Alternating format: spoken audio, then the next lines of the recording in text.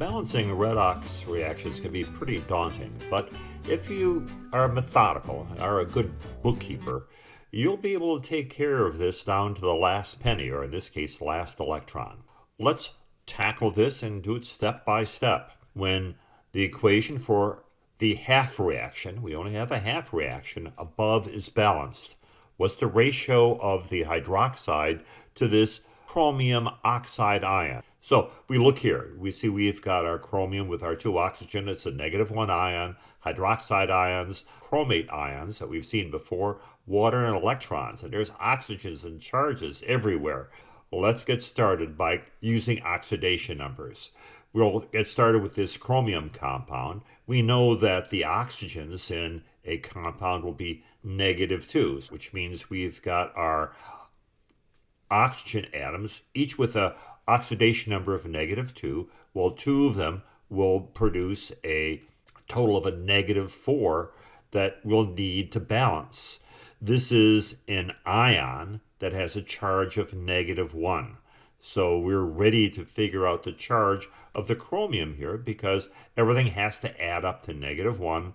So if your math is good, that's a +3. A +3 and a -4 add up to a -1. Now we know the oxidation number of this chromium in this compound. In fact, this would be called chromium 3 oxide ion. So we've got that set of oxidation numbers. Now the chromate, I advise you to memorize that one because it shows up so often on the AP exams. But let's do it the long way, presuming that you didn't memorize the charge of the chromate. And that's a -2 for, and then we're going to say, okay, we've got 4 of those, so our oxygens produce a -8.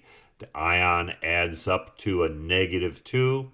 That means to get a -2, this chromium must be a +6. The chromium and chromate and dichromate are both +6. That's worth remembering, really. So we've been methodical, and we've seen that this is a half cell. The chromium changes from a +3 to a +6 in this chromate ion. So in order for us to go from a +3 to a +6, we end up having to lose electrons.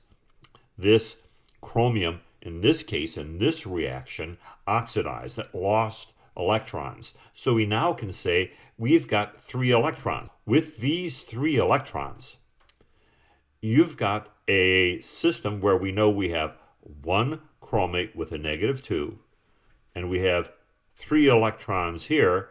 So now you can say the charge on our products is -5. Well, with a charge of -1 with this chromate, we've got our hydroxides that can produce a -5 if we end up having a -4 here. A -1 and 4 -1s will give us a -5, and that gives you the ratio of hydroxides to chromates. So we've taken care of that. A lot of pluses and minuses, but this isn't heavy-duty math. This is just multiplying a few whole numbers and then adding. So be methodical and count your electrons and charges, and you'll be able to get all of these redox problems. And that's good because these are the ones that students invariably get wrong, and you're going to get them right because you know how to do these methodically.